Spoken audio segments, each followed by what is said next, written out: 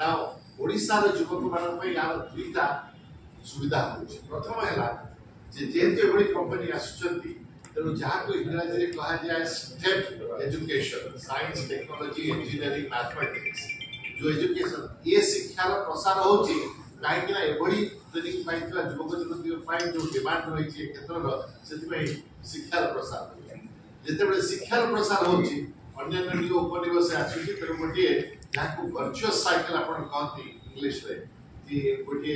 फल कथार गोटे घूर्णिबात्या सृष्टि होछि तेणु स्टेम एजुकेशन बढ़ुची नुआ उपनिवेश आछी नुआ उपनिवेश आछी काहेकि स्टेम एजुकेशन बढ़ुची एटा चली रहिले हमर पिला मानक भविष्य युवक युवती मानक भविष्य बहुत उज्जवल। आपण माने जानि छथि जे ओडिशा सरकार को जो 5T प्रक्रिया थिला जो ट्रांसफॉर्मेशन रूपांतरण पाई तार गोटे टी थिला टेक्नोलॉजी एवं ये समस्त क्षेत्र में जो प्रसारण हिची तार आधार होची टेक्नोलॉजी बा जो उद्योग ज्ञान एवं सेतिबाई ओडिशा सरकार अधिक उपनिवेश करछथि एवं बिजु जनता दल एतिबाई प्रतिबद्ध। आपण माने जदि शिक्षा क्षेत्र में देखिबे समस्त आपण माने नुआ ओ विषय सुनिछथि जो स्कॉलरशिप तयारी हिची सेतिबाई आपण माने जानिछथि ता वो पिला मान को 9000 टका झियो मान को 10000 टका स्कॉलरशिप दिया जाउची तो द्वारा से निजर पाठ पढ़ा संपन्न करिवे एवं अधिक भल चाकरी पाई सेतिबाई निजर जीवन शैली को उन्नत करें एवं ये जो स्कॉलरशिप देवा द्वारा जो माने साधारणतः निम्न आयकर श्रेणी पिला माने अछंती से माने निज चाकरी बाकरी छाड़ी पाठ छाड़ी चाकरी न जाई पाठ कंप्लीट कर करिवे एवं हम जो माने शेड्यूल कास्ट सेगुन भाई भौणी माने अछंती से माने माय मध्ये अधिक स्कॉलरशिप रो बंदोबस्त करा जायछि नुआ ओ माध्यम नुआ और अन्य हैला नुआ उन्नत अभिलाषा जद्वारा 1 लाख युवक मानक युवती मानक आगामी 3 वर्ष ट्रेनिंग दिया जिवो एति पाय आपण मन मन रखिबे जे बजेट रे 385 कोटी टंकार व्यवस्था करा जायतिला। मोबाइल फोन और सांगसाथी आपणक पिलाटीर पाठपढ़ा और कैरियर को प्रभावित करूछि कि आपण सेति पे विब्रत कि तेबे आज ही आसंतु आपण चाहुतिबा मन लागी संपूर्ण आवासिक स्कूल अद्भुत योजना किसी समय तले आपण माने सुनिथिबे मैजिक कार्ड रो कोनसी तुलना नहीं भारत वर्ष रे जेबडी युवक युवती माने जो पढुछथि ताकर उन्नति पाई ताकर विचारधारा को विस्तार करबा पाई जेबडी किसी माने पाठ सहित अन्य नुआ नुआ ज्ञान नुआ नुआ स्किल एक्वायर करि परिबे अधिका पाठ सहित अन्य काम करि परिबे समाज सेवा करि परिबे ये समस्त काम पाई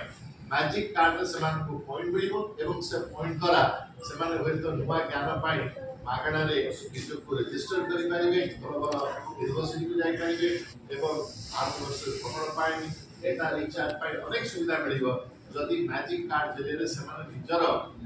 पर्सनल डेवलपमेंट करि परिबे जेति आम मान के जीवन रे हम शिशु बड़ बड़ा हुआ जाए विभिन्न समय विभिन्न कथा करे सेही बड़ी सरकार मध्ये विभिन्न समय आवश्यकता नहीं विभिन्न कथा कर तेणु आम मैंने जो 2 वर्षर पिला हिवा सेतेबेले तो साइकिल चलो किंतु जेतेबेले 14 वर्ष 12 वर्ष साइकिल चलेबो तेणु जेबड़ी मनुष्य जीवन रो विभिन्न पर्याय रे मनुष्य डिफरेंट काम करथाती सिखिलाती निजर आवश्यकता नहीं करती सरकार से बड़ी मध्य 5 वर्ष 10 वर्ष 20 वर्ष विभिन्न समय दृष्टिकोण सरकार कर मध्य तेणु ता सहित एवं नुआ नुआ कथा धरतु जेतेबेले आईटी नथिला सेतेबेले ए सब आईटी हम इत्यादि करबा आवश्यकता किंतु जेतेबेले आईटी बड़ी चलला 2000 परठु एवं धीरे धीरे ग्रो कला हमरा चल मध्य करी तेणु आपण मानकु सबले अनुरोध रही जे सरकार कर एते प्रचेष्टा जो सकारात्मक दृष्टि रही ताकि ध्यान दियंतु जहां तर विरोधी दल तो समाज रे हम रहिले समालोचना सब बळे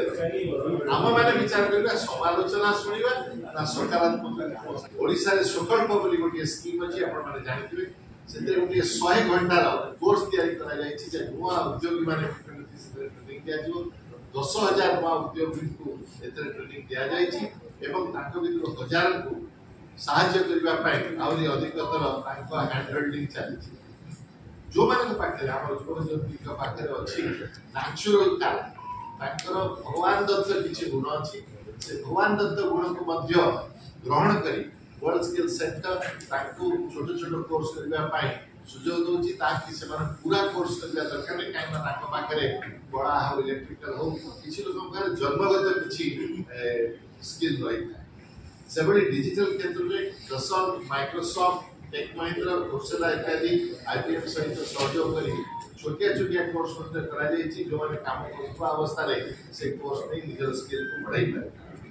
डिजिटल एनिमेशन एवं स्पेशियल आर्टिफिशियल इंटेलिजेंस ए दिटा एरिया रे मध्य नवा ट्रेनिंग प्रोग्राम होछि अनेक युवक युवती आमर एठू जो माने फॉलो करछथि से माने एक्सचेंज प्रोग्राम में सिंगापुर जाई नवा कथा सिखि पाए वर्ल्ड स्किल सेंटर मिशन शक्ति रो जो माने